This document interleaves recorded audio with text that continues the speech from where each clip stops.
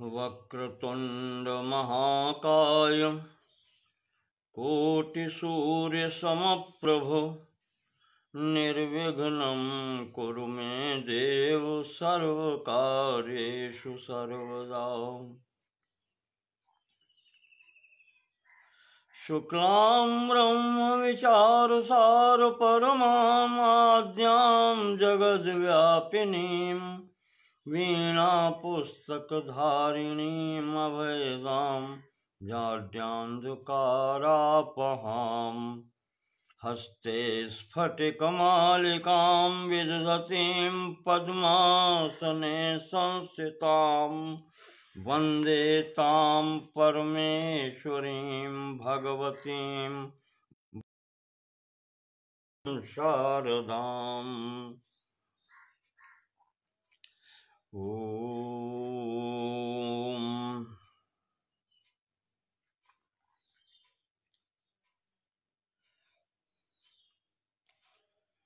सांख्य दर्शन के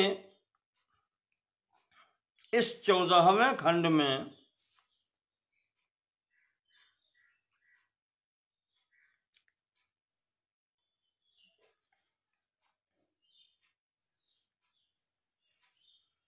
सत्ताईसवीं कारिका के संबंध में कल आपको बतलाया था।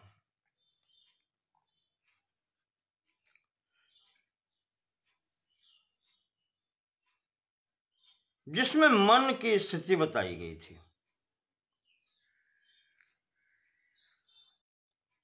उभयात्मकम अत्र मनः संकल्पकम इंद्रियम च साधर्म्यात् गुण परिणाम विशेषान नानात्वम बाह्य भेदाश्च।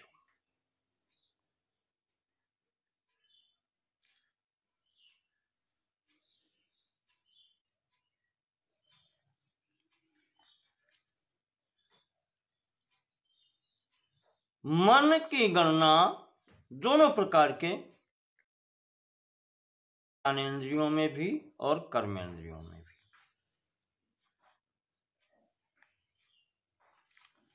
संकल्पकम इंद्रियम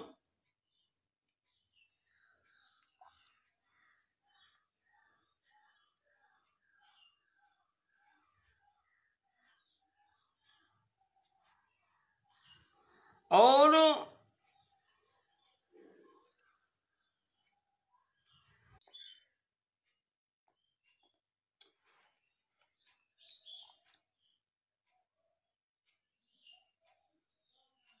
नेटवर्क व्यवधान डाल रहा है। फिर भी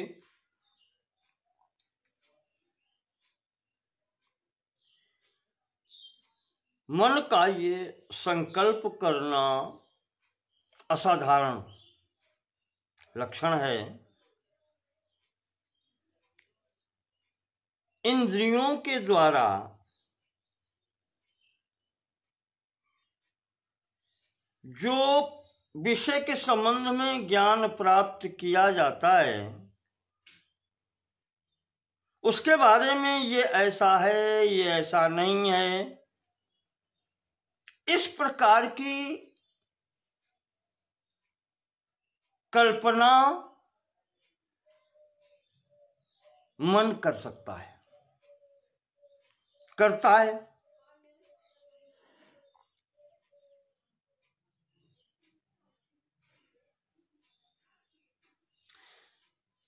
कुमारिल भट्ट जी ने लिखा है श्लोक वार्तिक में, सम्मुग्धम वस्तु मात्रम ही प्राग्रहणात्य विकल्पितम तत्सामान्य विशेषाभ्याम कल्पयन्ति मनीषिणः। अर्थात जो सम्मुखम वस्तु मात्रम ही, जो वस्तु सम्मुख है उसके ग्रहण करने से पहले ही जो ऐसा है ऐसा नहीं है ये कल्पना कर लेता है। तत्सामान्य विशेषाभ्याम, उसमें भी सामान्य और विशेष की कल्पना करके कल्पयन्ति मनीषिणः, विद्वान लोग कल्पना कर लेते हैं।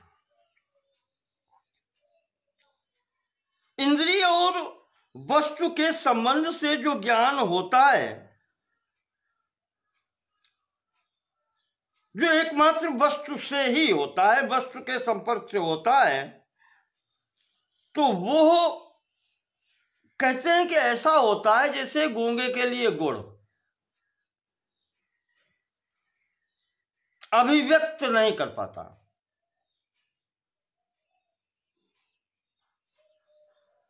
ये कहलाता है निर्विकल्पक, अनुभव व्यक्त न कर पाना।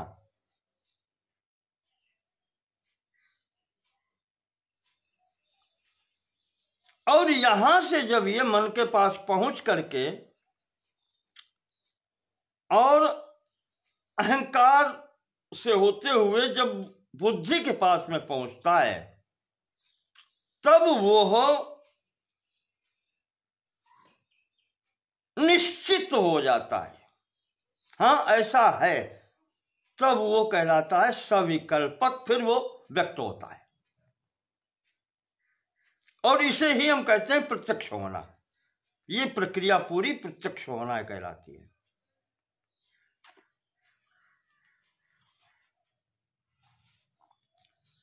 तो इस प्रकार से यहां पर मन की स्थिति बताई गई। गुण परिणाम विशेषा नानात्वम बाह्य भेदाश्च। बाह्य विषय बहुत से हैं, गुण परिणामात, गुण सत्व रज और तम के अनुसार जो प्रकृति की विविध प्रकार के ये जो सृष्टि है, उसके अनुसार बहुत से विषय, और उन विषयों के अनुसार प्रत्येक विषय के अंतर्गत प्रत्येक इंद्रिय अपने अपने अलग अलग का जो ज्ञान लेती है, उस कहना चाहिए उसके आधार पर इसके बहुत प्रकार के भेद हो जाते हैं। ये यहां पर भेद की कल्पना की गई है मन में। अब आगे बढ़ते हैं 28वीं कारिका।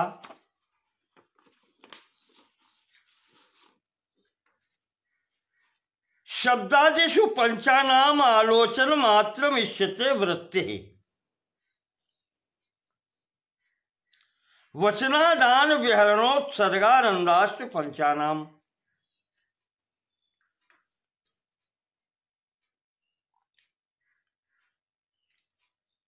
इनकी वृत्तियां बताई गई हैं, इनका व्यापार बताया गया है कि इंद्रियां करते क्या हैं। शब्दादिषु पंचानाम आलोचन मात्र मिश्रित वृत्ति। यहां दो प्रकार के पाठ भेद पाए गए हैं। कहीं तो शब्दादिषु लिखा है, कहीं पर रूपादिषु लिखा है।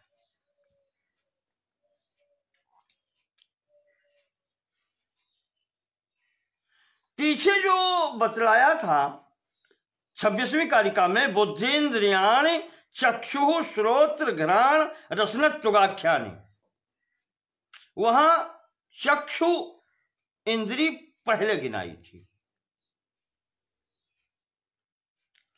उससे तारतम्य बनाने के लिए यहां 28वें कारिका में पाठ भेद से रूपादिषु भी मिलता है। तो वैसे लें तो रूपादिषु पंचानाम आलोचन मात्र मिश्रित वृत्ति। जिस क्रम से इंद्रियां बतलाई गई हैं, उसी क्रम से यहां पर रूप आदिषु आलोचन मात्रम, रूप आदि विषयों का आलोचन मात्रम ज्ञान प्राप्त करने के लिए इष्यते वृत्ति, इंद्रियों की वृत्ति होती है। तो अगर उस क्रम से लें तो वहां पहले दिया था चक्षु, उसके लिए रूप, श्रोत्र कान यानी उसके लिए शब्द, घ्राण उसके लिए गंध, उसके बाद में दिया था रसन, रसना यानी जिह्वा, तो उसके लिए रस, और त्वचा, त्वक यानी त्वचा, स्पर्श। लिखा है आलोचन मात्रम, मात्र शब्द बहुत महत्वपूर्ण है यहां पर। इष्यते वृत्ति है।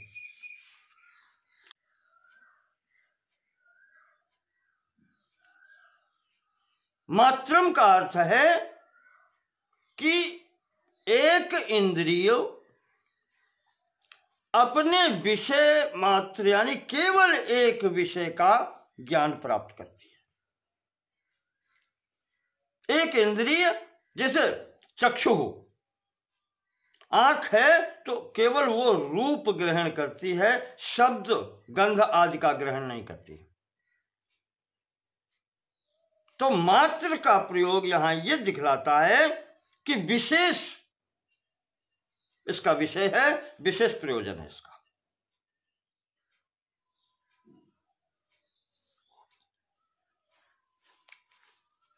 ये केवल ज्ञानेंद्रियों के लिए ही कहा गया है। पंचानाम आलोचन मात्र में चित्त वृत्ति ज्ञानेंद्रियों के लिए। और आगे लिखते हैं वचनादान, वचनादान विहरणोत्सर्गानंदाश पंचानाम। जो कर्मेंद्रियां हैं उनका क्या है? वचन,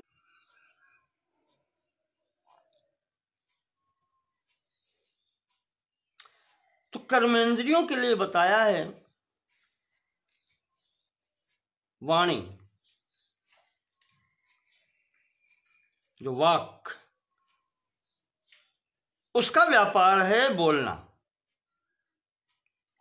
आदान, वाक पाणि पाद उपस्थ, इस क्रम से बताए गए हैं विषय इनके। तो वाक से वाणी, वाणी बोलना। आदान ग्रहण करना हाथों से।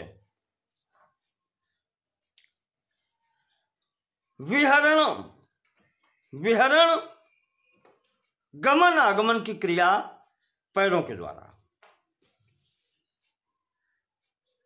उत्सर्ग पायु इंद्रिय का व्यापार है।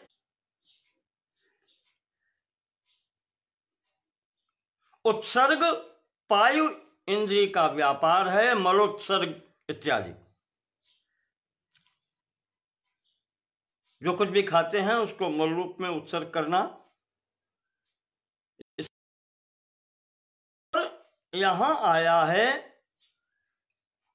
आनंदाश्च, आनंद अंतिम इंद्रिय है उपस्थ। लौकिक भाषा में जिसको जन्नेन्द्रिय भी कहते हैं, उसके लिए आया है आनंद।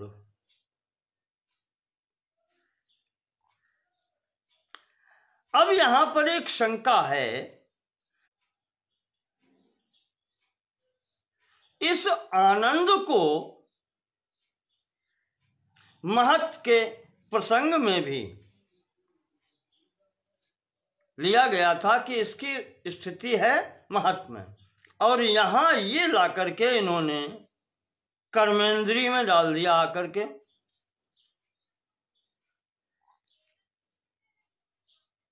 ऐसे कैसे हो सकता है दो जगह? तो गौड़पाद जी कहते हैं अपनी टीका में, उपस्थस्यानंदः, उपस्थ का विषय या वृत्ति जो है वो आनंद है। तो वो उसका देते हैं कि उसकी स्थिति ये है, सुतोत्पत्ति विषया वृत्ति इति,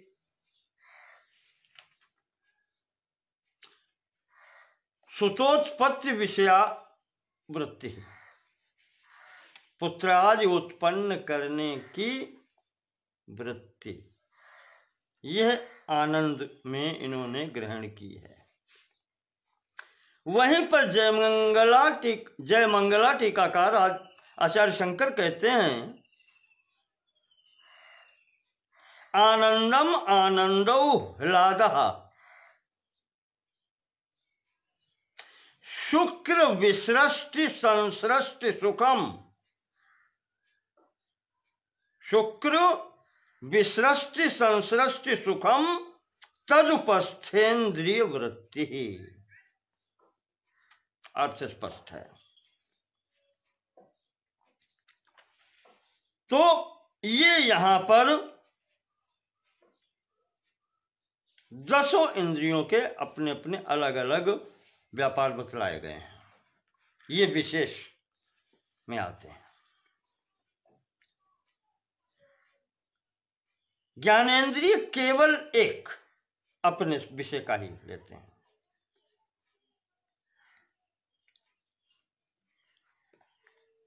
तो इस प्रकार से यहां 28वीं कारिका में हुआ।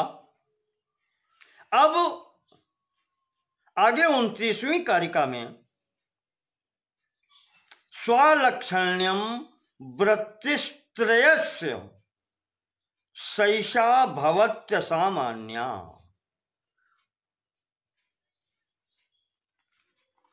सामान्यकरण वृत्ति ही प्राणाद्या वायवः पंच।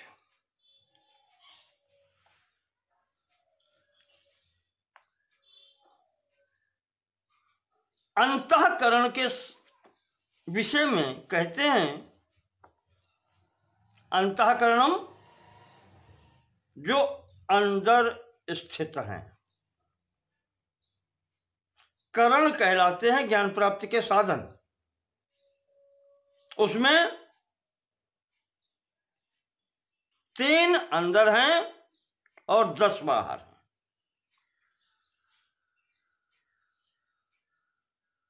महत, अहंकार और मन, ये 3 अंतःकरण माने गए हैं।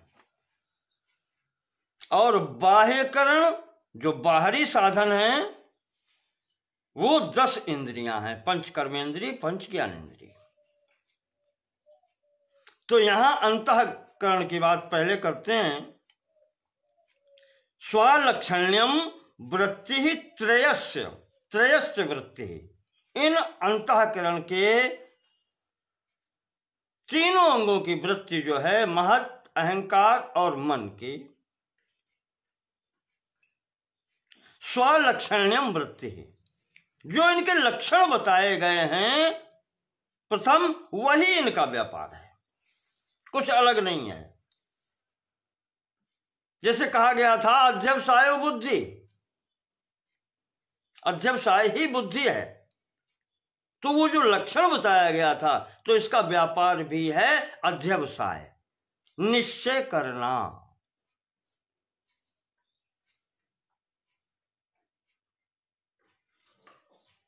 अहंकार के लिए कहा गया था अभिमानो अहंकारः।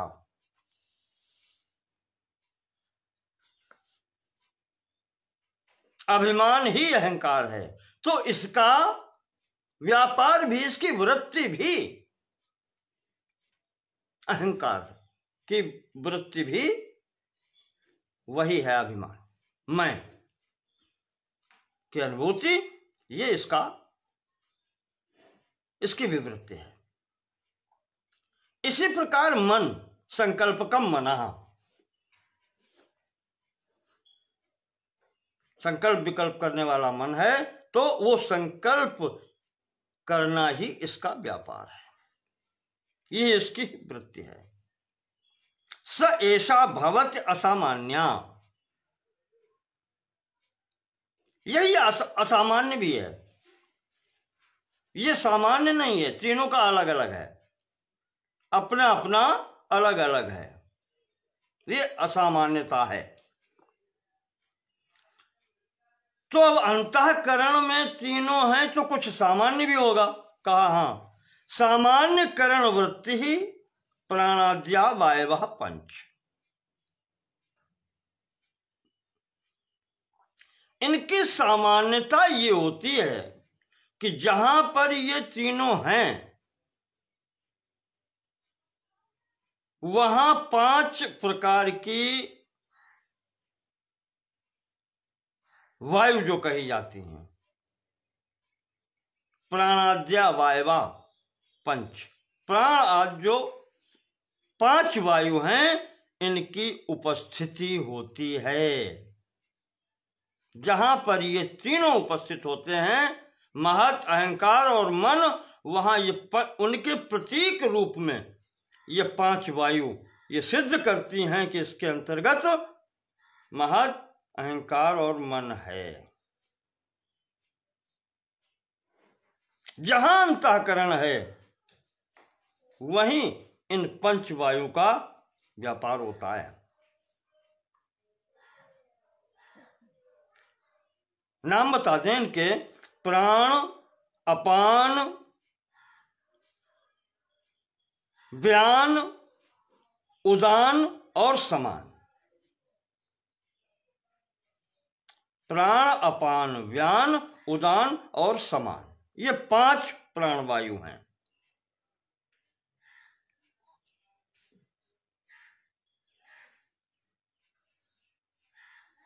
अलग अलग इनका है। जो प्राणन करते हैं, शरीर को जीवित रखते हैं, वो प्राण कहे जाते हैं।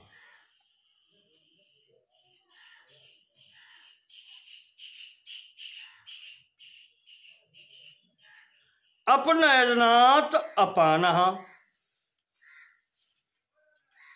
जो अपनय करते हैं, कुछ वस्तु ले जाते हैं,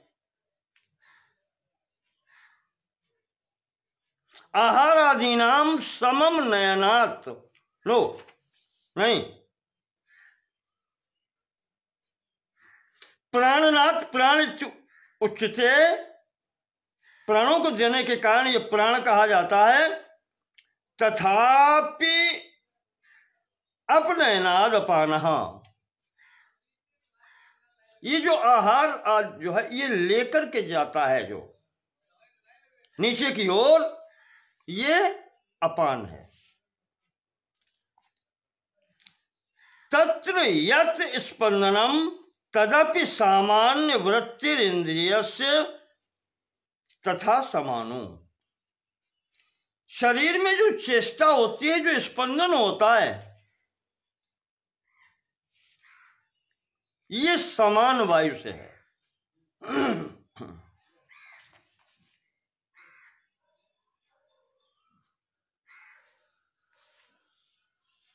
और जो मध्यवर्ती, बीच में जो है मध्यवर्ती, आहारादीनाम समम नयनात् समानो, यहां से आहार लेकर के जो अंतड़ियों तक और ये जाता है नीचे तक, ये कार्य है समान वायु का।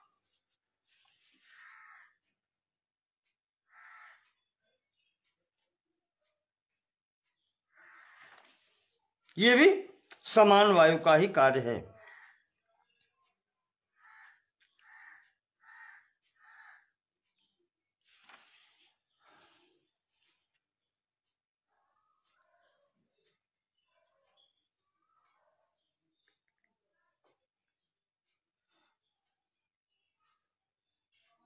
प्राण, अपान, व्यान, उदान तथा समान। प्राणन से, यानी जो प्राण जिसके आधार पर रहते हैं, वो कहलाता है प्राण। अपनयन करने के कारण अपान। संपूर्ण शरीर में व्याप्त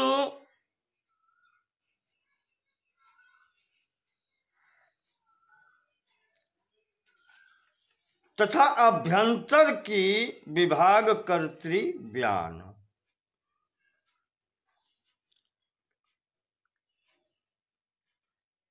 शरीर व्याप्तिरभ्यंतर विभागस्य येन क्रियते असौ शरीर व्याप्याकाशवद व्यानः। शरीर भर में जो व्याप्त है वो है व्यान।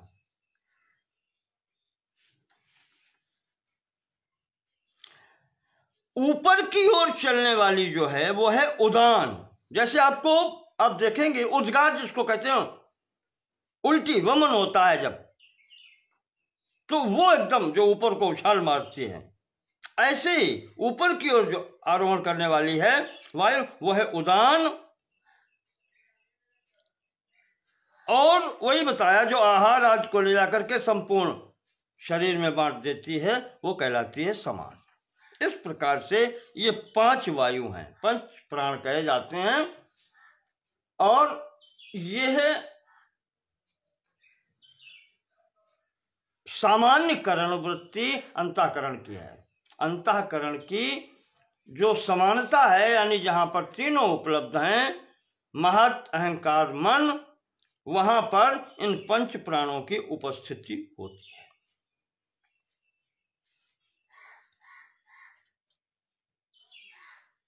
तो असामान्य बताया पहले कि जहां पर मन, बुद्धि और अहंकार के क्या क्या कार्य हैं। अध्यवसाय महत का, अभिमान अहंकार का, और संकल्प मन का, ये तो असामान्य हैं, अलग अलग हैं, विशेष। और ये सामान्य वृत्ति है जहां इन तीनों की, जो तीनों की स्थिति में 5 प्राण कार्य करते हैं।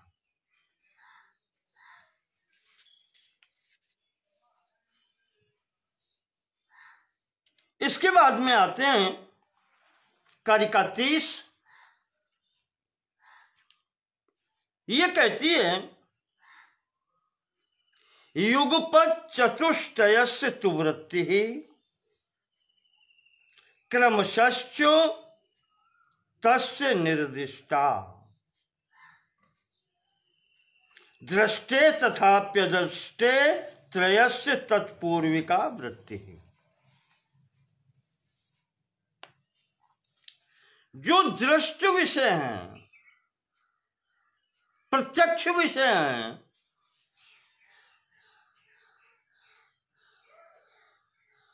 उनमें चतुष्टयस्य तु वृत्ति, 4 की वृत्ति होती है, 4 का व्यापार होता है, 4 कार्य करते हैं। कौन कौन? महत, अहंकार, मन और इंद्रिय।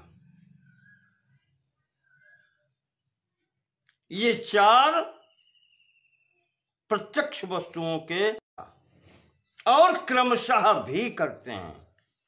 यह आवश्यक नहीं कि एक साथ करेंगे या क्रम से करेंगे, दोनों स्थितियां हो सकती हैं।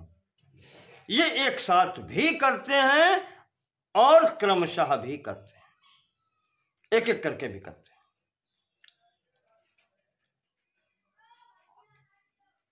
और ये निर्दिष्टा, ये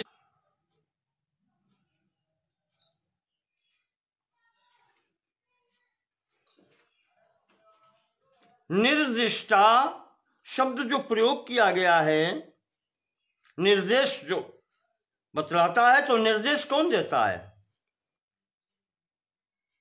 आप तो। अर्थात सांख्य दर्शन में यह निर्देश दिया गया है। तात्पर्य ये कि इन चारों के व्यापार एक साथ भी होते हैं और क्रमशः भी होते हैं। ये सांख्याचार्यों ने स्वीकार किए हैं।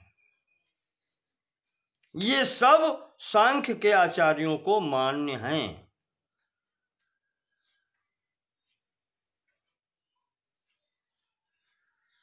ये इसलिए निर्देश किया है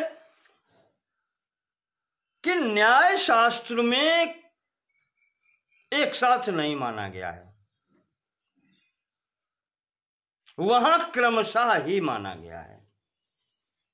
पहले इंद्रिय सन्निकर्ष, फिर उसके द्वारा मन तक जाना, फिर अहंकार तक, और फिर वहां तक पहुंचना, महत तक। तो निर्दिष्टा ये निर्देश करता है कि सांख्याचार्यों को ये मान्य है कि ये चारों एक साथ भी कार्य करते हैं और क्रमशः भी कार्य करते हैं। दृष्टे, प्रत्यक्ष विषयों के बाद इतनी है, तथाप्य अदृष्टे, और जो अदृष्ट हैं, अतीन्द्रिय हैं, तो उसमें एक विभाग छूट जाता है इंद्रियों का। शेष तीन, महत, अहंकार और मन,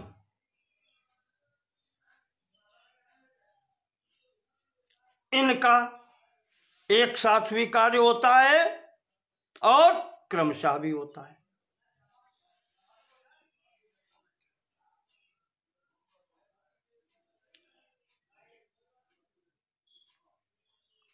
अदृष्टे त्रयस्य, अदृष्ट अतीन्द्रिय के विषय के संबंध में इनका तीन का व्यापार होता है, महत, अहंकार और मन का। अब वो उसके लिए भी वही स्थिति है कि तीनों का एक साथ भी हो सकता है और तीनों का क्रमशः भी होता है।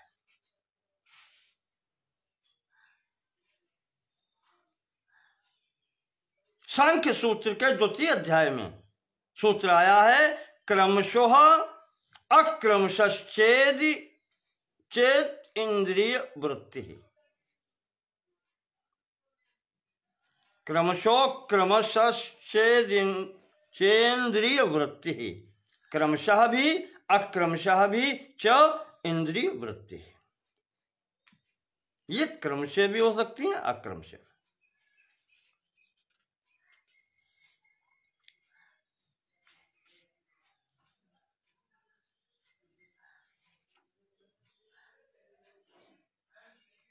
अदृश्य कहने का मतलब यह भी हो जाता है कि जहां पर प्रत्यक्ष न काम करके, जहां पर अनुमान और शब्द प्रमाण कार्य करते हैं, उस क्षेत्र में इन तीन की ही वृत्ति होती है।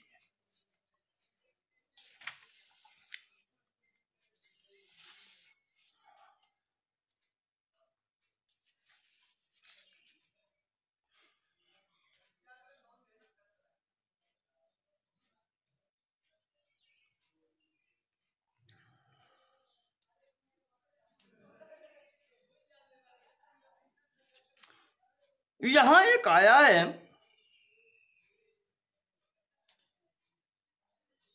अदृष्ट त्रयस्य तत्पूर्विका वृत्ति ही।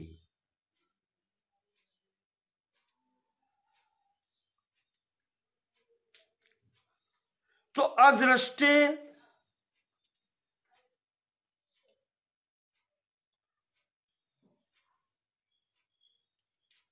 जो प्रश्न उठाया गया है,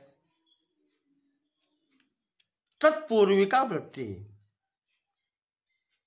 त्रयस्य अंतःकरणस्य वृत्ति तत्पूर्विका निर्दिष्टा।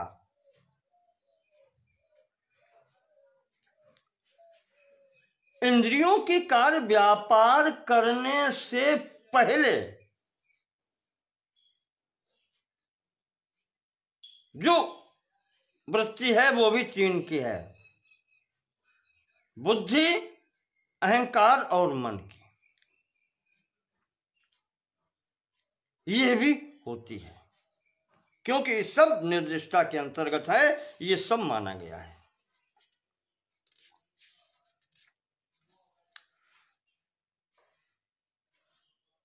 अब इसको जब अगर स्वीकार कर लेते हैं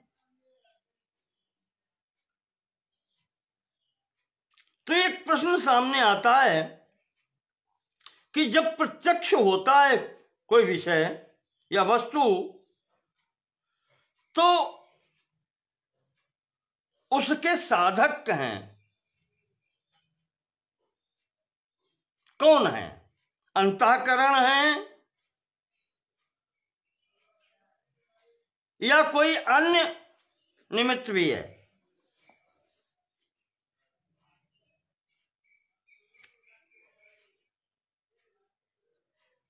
क्योंकि अगर अंतःकरण को मानते हैं तो महत्तत्व,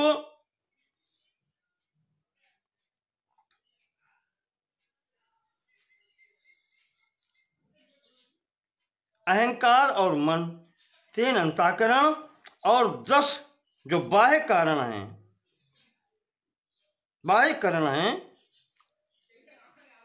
ये सदैव रहते हैं।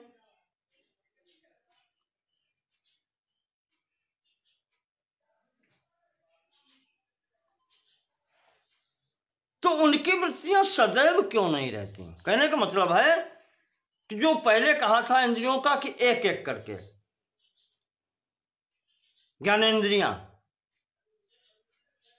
आलोचन मात्रम, मात्र शब्द लगाया था, एक एक क्यों होती हैं?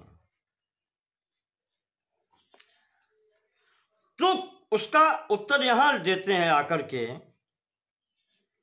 कारिका 31 में, स्वाम स्वाम प्रतिपद्यन्ते परस्पराकूत हेतुकाम वृत्तिम पुरुषार्थ एव हेतुर्न केनचित् कार्यते करणम। बहुत सही चीज उठाई है।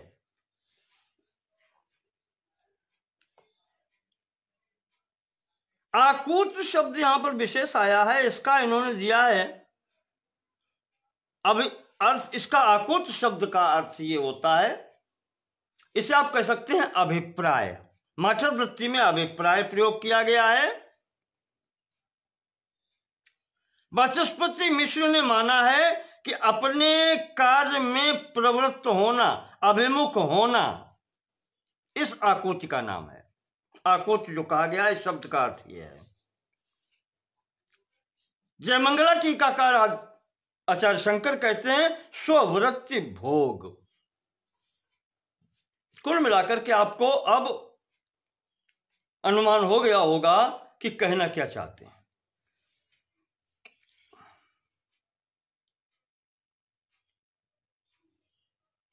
कहने का तात्पर्य यह है कि ज्ञानेंद्रियां पांचों जो हैं वो केवल अपना अपना कार्य करती हैं, दूसरे के कार्य में हस्तक्षेप नहीं करती।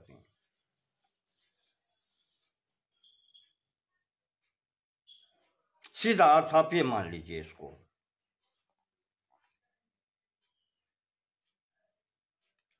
परस्पराकूत हेतुकाम वृत्तिम,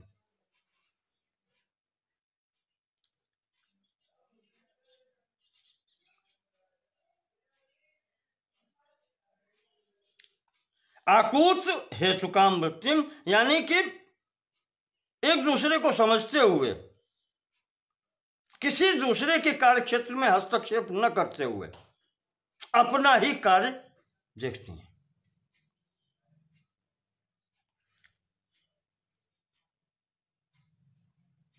दूसरी पंक्ति में कहते हैं पुरुषार्थ एव हेतुर्न केनचित् कार्यते करणम।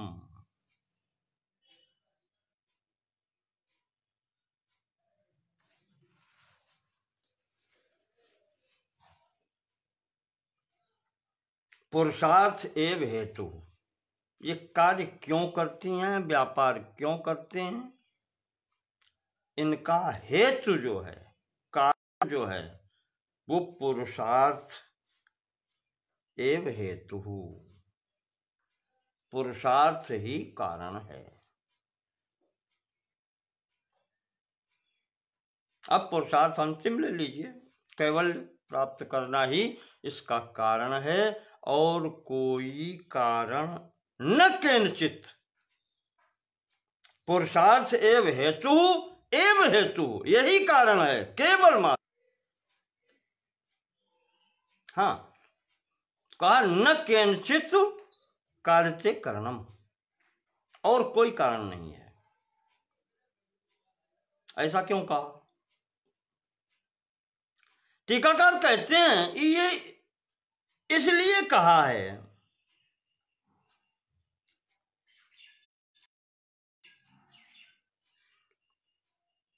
कि न्याय दर्शन में प्रेरणा करने वाला ईश्वर माना गया है।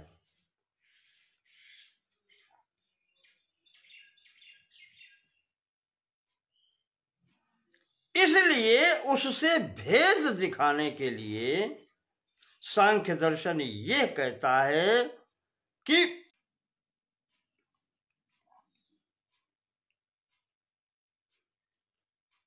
सांख्य दर्शन ये कहता है कि यह जो कार्य होते हैं, ये जो प्रवृत्ति होती है, इन करणों की, वह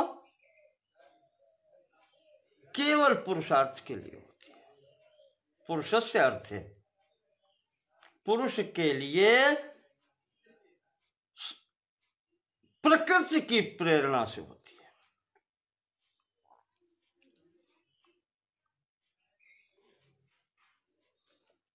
न्याय शास्त्र जैसा वो ईश्वर की प्रेरणा से नहीं मानते, ऐसे ही वेदांत शास्त्र में उस आत्मा को प्रेरक माना गया है।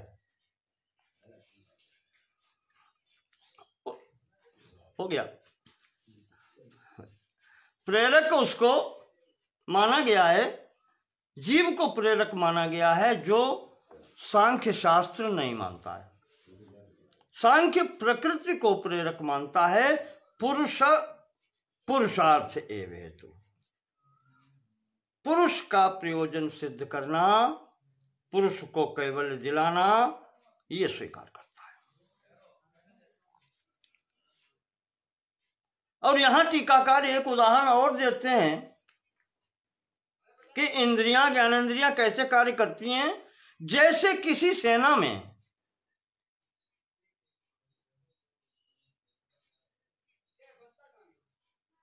लड़ने वाले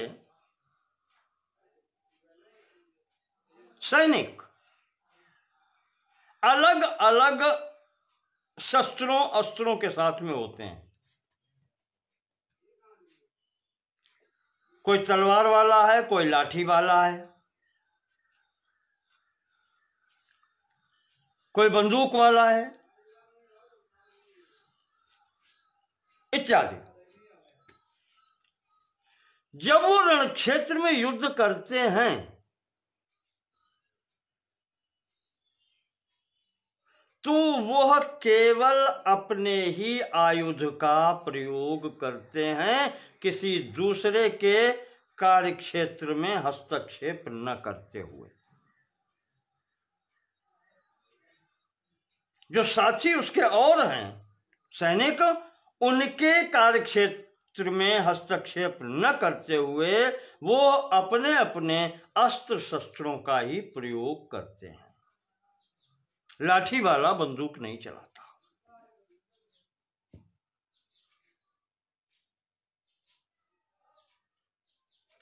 इस प्रकार से कहते हैं कि जो विषय है उसका ज्ञान प्राप्त करने के लिए जो कारण है, उस क्षेत्र में यह जो ज्ञानेंद्रिय हैं, जो बुद्धिन्द्रियां हैं 5,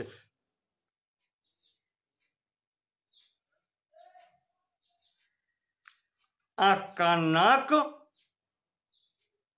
रसना, त्वचा, ये सब अपने अपने व्यापार ही करते हैं, दूसरे के व्यापार क्षेत्र में हस्तक्षेप नहीं करते।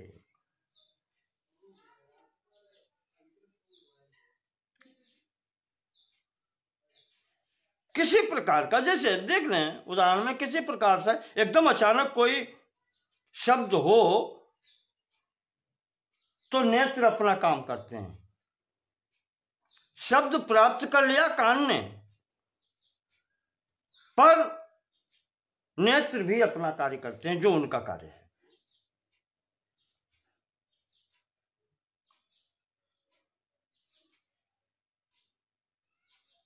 कुछ दिखाई पड़ा, चलो, तो मन अपना कार्य प्रारंभ कर देता है, संकल्प विकल्प करना। कान ने शब्द पकड़ा, आंख ने देखा, लगता है कुछ सर्प जैसा है, ये लगता किसको है? संकल्प विकल्प मन का कार्य होने लगता है। अपने को बचाना अहंकार का वृत्ति कि मैं हूं, ये उसकी वृत्ति है। और जब साय बुद्धि कहती है सांप है, वो ज्ञान होता है उसको, वो निश्चित करती है। तो इस प्रकार से ये अपने अपने क्षेत्र में कार्य करते हैं।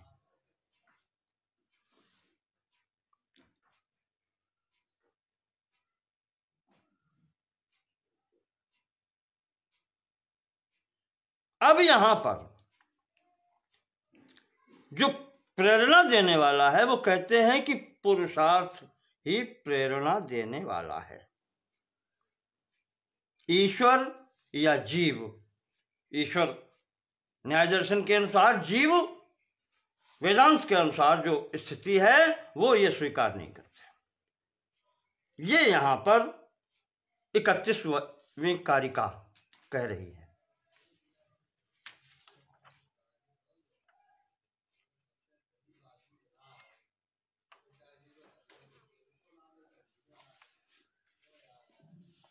आगे बढ़ते हैं, देखते हैं कारिका नंबर 32।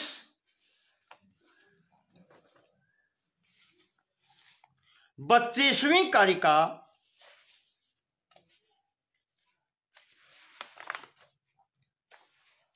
कहती है करणम त्रयोदश विधम। वही बात जो हम पहले कह के आए हैं, तदाहरण धारण प्रकाश करम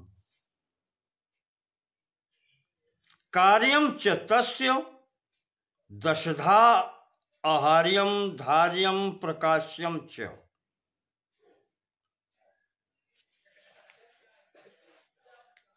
कर्णम त्रयोदशम, त्रयोदश विधम। कर्ण जो हैं साधक तमम कर्णम, ज्ञान प्राप्त करने के साधन। कहा त्रयोदश विधम, वो 13 प्रकार के हैं।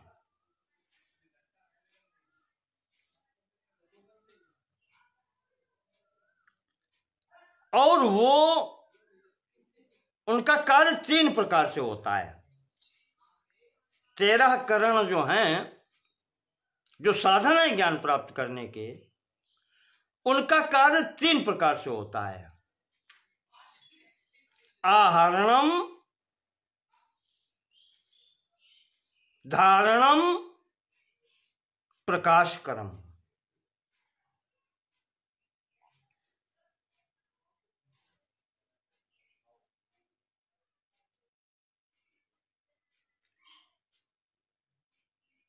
जो यहां पर करण बताए गए हैं, वही बात है, साधन बताए गए हैं ज्ञान प्राप्त करने के, वो इसीलिए बताए गए हैं कि इनका कुछ कार्य है।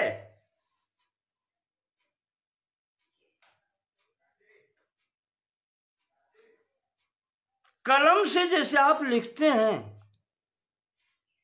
कलमेन तृतीया साधक तमम करणम, तो उसका व्यापार है, उसका उपयोग है। कलम का उसका उपयोग है, उसे आप शून्य नहीं कर सकते। कारक का प्रयोग हो गया है और तृतीया का प्रयोग हो गया है, तो उसका तो स्पष्ट लक्षण है साधक तमम। उसके बिना तो कार्य हो ही नहीं सकता।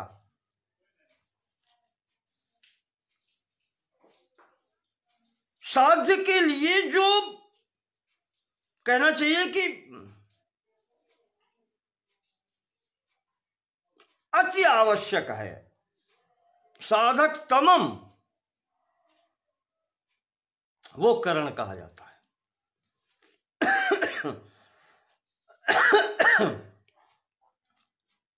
तो उसके बिना तो कोई कार्य हो ही नहीं सकता।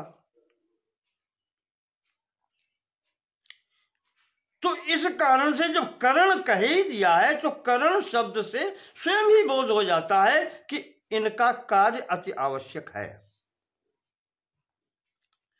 तो पहला दिया है कि ये सब जो हैं, इनका 3 प्रकार से होता है कार्य, आहरण, धारण और प्रकाशकर्म। आहरण का मतलब होता है, ये कार्य है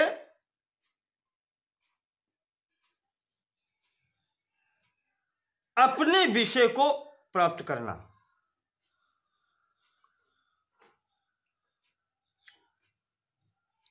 आहरण होता है कर्मेंद्रियों से, आप समझ लें।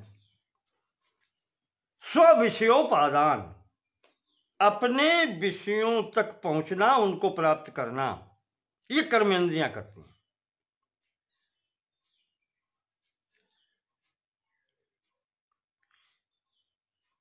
ज्ञानेंद्रियां उसका बोध कराती हैं और फिर कर्मेंद्रियां उसकी उपलब्धि करती हैं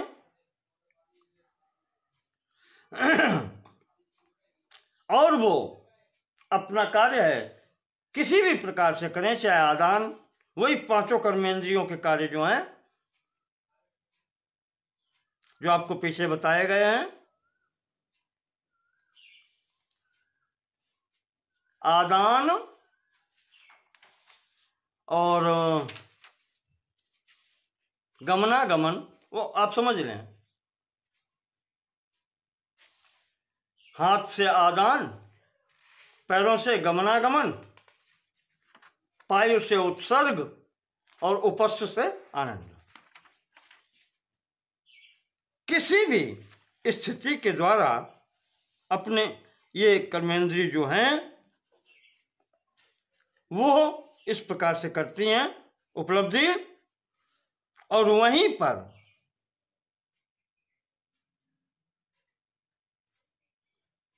मन संकल्प से, अहंकार अभिमान से और महत्त्व यानी बुद्धि जो है वो अध्यवसाय से, और सब इकट्ठा होकर के प्राणों के द्वारा, पंच प्राणों के द्वारा इसको धारण करते हैं।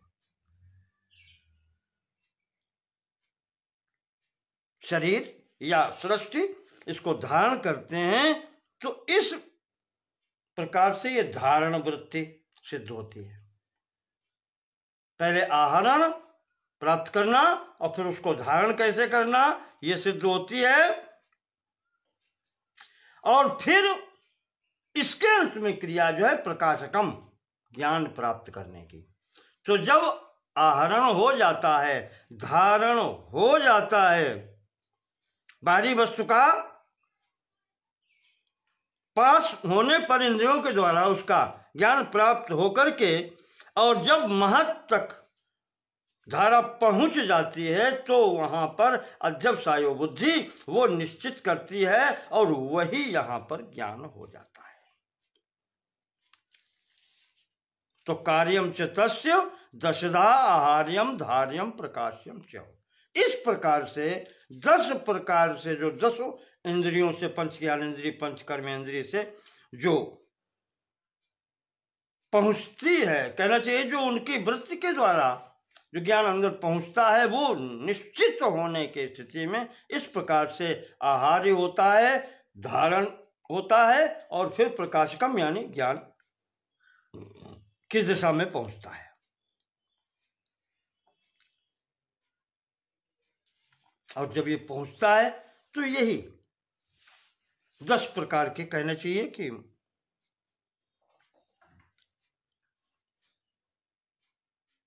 इनको 10 प्रकार का विषय कह दिया गया है, जो 10धा आहार्यम धार्यम प्रकाश्यम च, क्योंकि 10 साधन हैं बाहरी, वो 10 प्रकार से इस प्रकार से इनको धारण करते हैं।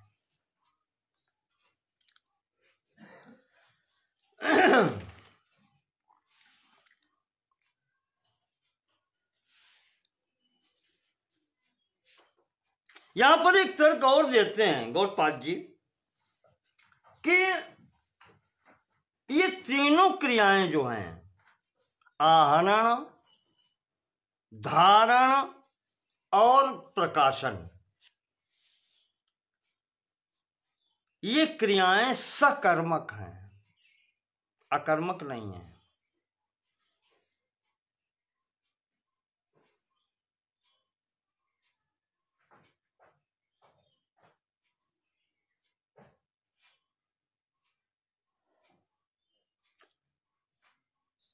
सकर्मक क्रियाओं में कर्म आवश्यक है।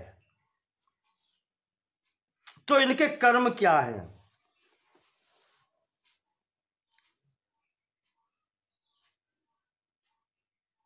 इसी प्रश्न के उत्तर के लिए इसमें जो प्रयोग किया गया है कार्यम च तस्य दशधा, इसका प्रयोग किया गया है। वाणी कर्मेंद्री बता रहे हैं, इनके जो कार्य हैं, वाणी यानी बोलना, आदान ग्रहण करना, विहरण यानी चलना, गमनागमन, उत्सर्ग और आनंद, यह विशेष रूप से प्राप्त करने के लिए है। क्योंकि अगर ये व्यापार नहीं होगा तो इंद्रिय की सार्थकता नहीं होगी।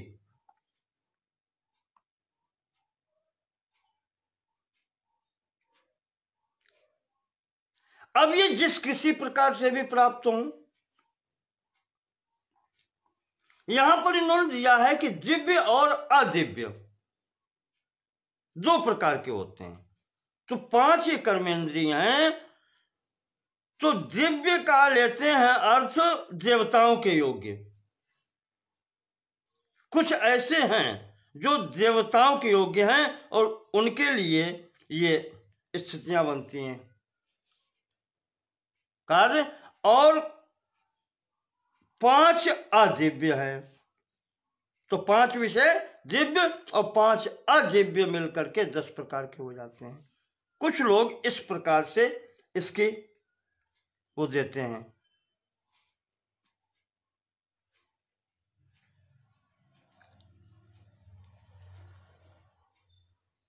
ये वाचस्पति मिश्र जी ने स्पष्टीकरण दिया है। यहां जो कहा गया है कि माठर वृत्ति गौड़पाद जी ने और जय मंगलाकार टीकाकार जो हैं आचार्य शंकर, उन्होंने ये माना है कि 5 कर्मेंद्रियों के और 5 ज्ञानेंद्रियों के ये मिलाकर के 10 होते हैं। तो कार्यम च तस्य दशधा, इस प्रकार से 10 प्रकार के कार्य हो जाते हैं।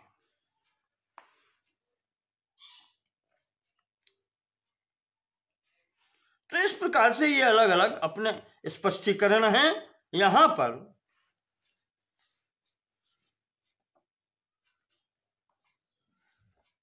एक कारिका और लेते हैं।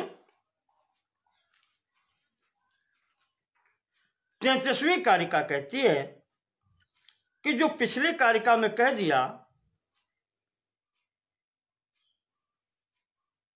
कि करणम त्रयोदश विधम, करण 13 प्रकार के हैं, उसका स्पष्टीकरण यहां देते हैं। अब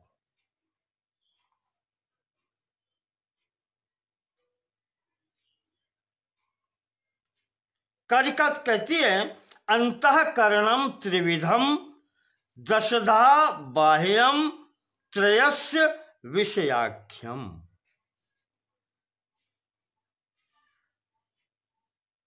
अंतःकरण 3 प्रकार के हैं। कौन कौन से? महत, अहंकार और मन। देखो यहां मन अंतःकरण में लिया गया है, बता चुके पहले भी। अंतःकरणम त्रिविधम और त्रयस्य विषयाख्यम, और इन तीनों के जो विषय हैं जो कहे गए हैं वो उपलब्ध कौन कराते हैं? दशधा बाह्यम, जो 10 प्रकार के बाहरीकरण हैं। बाहरीकरण कौन? 5 कर्मेंद्री, 5 ज्ञानेंद्री।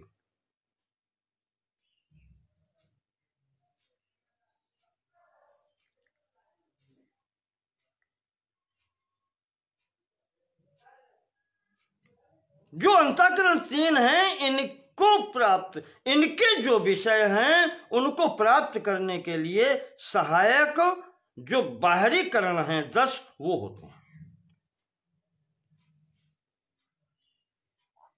और ये कहते हैं कि सांप्रतम कालम, बाह्यम, त्रिकालम, आभ्यंतरम करणम। सांप्रत कालम बाह्यम, बाहरी करण जो हैं वो तुरंत की स्थिति में कार्य करते हैं, वर्तमान स्थिति में, सांप्रतम कालम।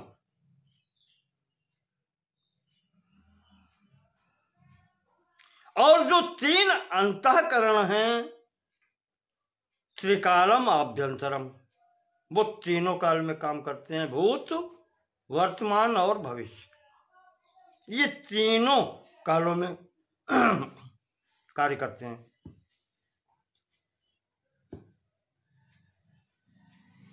यहां पर एक विशेष स्थिति आ गई। अब आप देखें, प्रथम कारिका से लेकर के यहां तक काल का नाम नहीं लिया है, समय।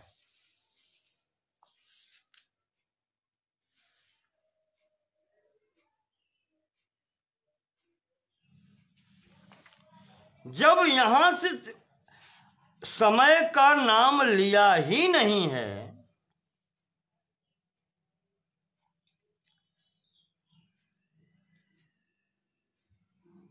तो अब यहां पर ये तीन त्रिकाल का नाम क्यों कर दिया?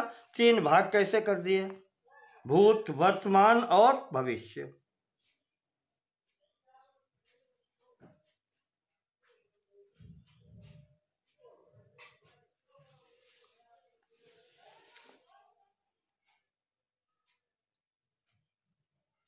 सांख्य सिद्धांत में काल है ही नहीं, कहीं तत्वों में कहीं गणना की ही नहीं गई। अन्य में की गई है।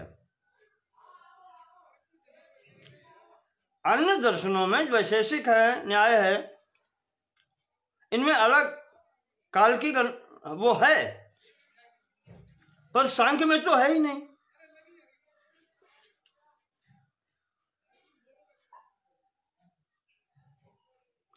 क्योंकि यहां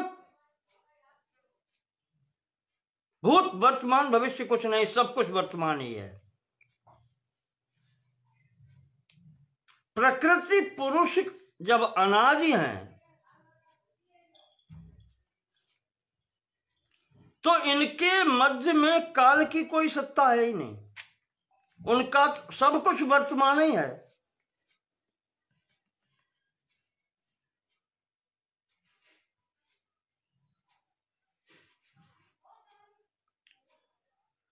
तो ऐसी स्थिति में यह शब्द जो त्रिकाल और सांप्रत काल ये प्रयोग किया है, ये केवल ये दिखलाने के लिए प्रयोग किया गया है कि विषय जिस समय समक्ष होता है वही सांप्रत काल है, वही वर्तमान है।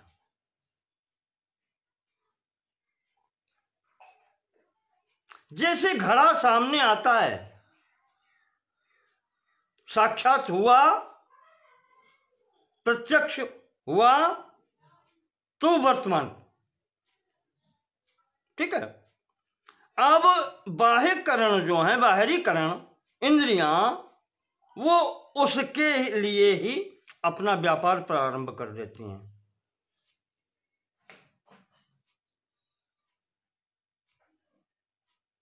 पर जो अंतःकरण है, महत, अहंकार, मन, ये तीनों कालों में कार्य करता है। ये घड़ा बनने के पूर्व की स्थिति भी जानता है या जान चुका है, और बाद की स्थिति भी जानता है। तो अब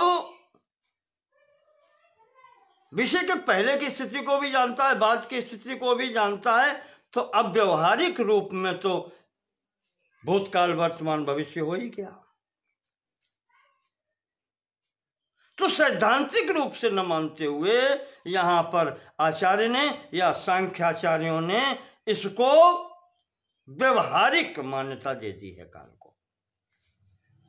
इस कारण से यहां पर लिखा गया है कि सांप्रतम कालम बाह्यम, तो सम्मुख विषयों के साथ में जो स्थिति है इंद्रिय सन्निकर्ष की, या इंद्रियों को उसको ज्ञान प्राप्त करने के लिए, वो वर्तमान काल है। उस पर पहले क्या था और बाद में क्या होगा, ये क्रमशः भूत और भविष्य की स्थिति है।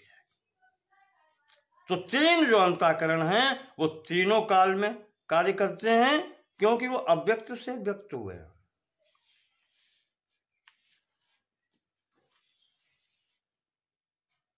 अव्यक्त तीनों काल में सत्य है, ये भी उसी में है। और जो दशधा इंद्रियां हैं वो बाद की सृष्टि है, वो साधन है उनको ज्ञान प्राप्त करने के लिए। तो इस प्रकार से यहां पर ये स्थिति बताई गई है। कहते हैं कि बुद्धि भी वर्तमान में ही ज्ञान प्राप्त करती है, अहंकार भी वर्तमान काल में ही अभिमान करता है, और दोनों भूत में भी वही स्थिति में थे और भविष्य में भी उसी स्थिति में रहेंगे। मन भी उसी स्थिति में है, संकल्प विकल्प करता है, तुरंत भी कर रहा है वर्तमान में, पहले भी करता था, आगे भी करता है। ये तीनों काल में काम कर रहे हैं। लेकिन इंद्रियां कब, जब वर्तमान यानी सम्मुख कोई विषय हो तब कार्य करती है। तो ये वर्तमान काल में कार्य करते हैं, और बाकी ये तीनों काल में कार्य करते हैं अंतःकरण। इस प्रकार से यहां पर 33वीं कारिका तक हम पहुंचते हैं। इसके आगे का विषय अब अगले अंक में लेंगे। इसको यहीं पर पूर्ण करते हैं। धन्यवाद।